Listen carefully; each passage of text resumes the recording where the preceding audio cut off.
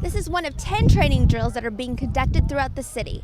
The hope is that they'll be prepared in case a crisis were to actually happen. The $100 bill just had a makeover. It's the government's latest anti-counterfeiting measure. Now you can take your Benjamins straight to the bank. Phanatic around town has even gone viral. Fans are now taking pictures next to their favorite statues, like the one at the Constitution Center, and posting them on Facebook and Twitter.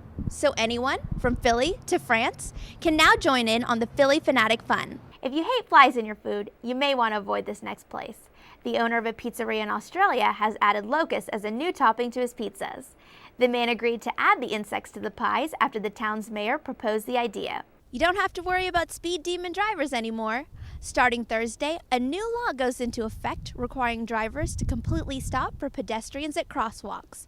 Violation of this law could cost you lots of cash, and you could face community service. The Winslow Fire Department has just received close to $500,000, and they'll be spending that money on safety upgrades. They'll use the grant money to replace more than 100 oxygen masks. They say it'll breathe new life into their emergency response procedures. When we see it, it hurts. Now we're more prepared to prevent something like this from happening again. But what if it does? They're considering that it's 30 days after a dirty bomb went off in Center City, Philadelphia. Liberty Rad X, the 5-day Homeland Security drill, is being carried out to equip the city and the entire country with the right tools to clean up in the last phases of a calamity. Every scenario is so different. It's very rare that you're doing the same every time you go to the field. The Navy Yard was turned into one such recovery effort seen today.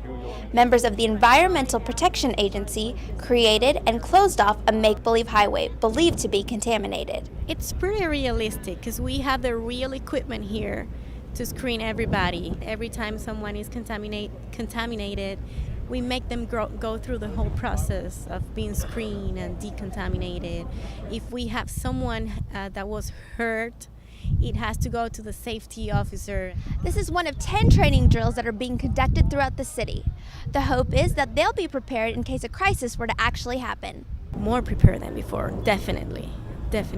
Because we are trying to go through the real processes that we go in the real life. And some of them just create confusion, and then by doing these you get clarifications. You always hope you don't have to really go through a terrorist attack or even a natural disaster, but when you do have those kind of activities, a lot of different organizations have to work together. The City of Philadelphia, Department of Environmental Protection, and EPA spent 2 years planning these exercises, and it's paying off. Response teams now have real-world experience from a mock catastrophe. In Philadelphia, I'm Prashanthi Musapet reporting. It's the talk of the town. Art meets sports. I think a Van Gogh with the swirls. But what exactly is it? The Phanatic Around Town Fan and Tourism Initiative. In February, the Philadelphia Tourism Marketing Corporation and the Phillies joined forces to unveil a public art project like no other. It's basically 25-foot high fiberglass statues. We selected 20 local artists, and those artists had carte blanche to paint whatever designs they wanted on the Philly Phanatic. The local talent spent more than 36 hours in harsh weather conditions to decorate the statues. You know, we have one at the Betsy Ross House, which I really like, called Patchwork Phanatic. It's really detailed. There's an astronaut Phanatic right in front of the library that looks great. There's so many great designs. And the effort has paid off, giving tourists and residents alike a chance to experience the city's source of pride. The statue behind me, little kids were just running up to him saying, "Oh, I want to take a picture, I want to take a picture," and it's a great way for families to tour the town. Phanatic Around Town has even gone viral.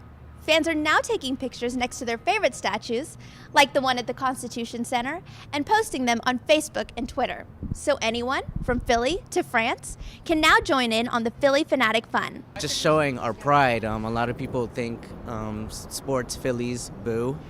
But no, this is a great way to showcase the fans, the people that live here, the citizens, the tourism, everything. The statues will be on display all summer long, but once the end of September hits, the Phillies figures will be taken down and given to charities. So try to come out and see them before they're gone.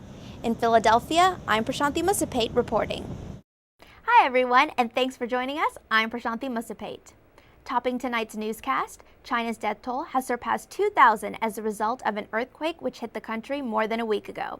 The 6.9 magnitude quake struck the Qinghai province last Wednesday, causing hundreds of thousands to flee the area. China's government has allocated $29 million in the relief effort. A woman has died after crashing into another vehicle in oncoming traffic. It happened late Sunday night near Brighton Road. Investigators say the driver veered into the northbound lane while traveling southbound on Pennington Road. They say the woman tried to return southbound, but heavy rains caused her to lose control. That's when a motorist traveling northbound struck the driver's side of the woman's car. Officials pronounced the woman dead at the scene. They have not yet identified her. An Academy Award winner's son heads to prison. Cameron Douglas received a 5-year sentence Tuesday after pleading guilty to distributing drugs. Douglas, the son of actor Michael Douglas, was arrested in July 2009 at a Manhattan nightclub. The judge in the case denied the defense lawyer's plea for a milder sentencing, saying that the ruling was possibly Douglas's last chance.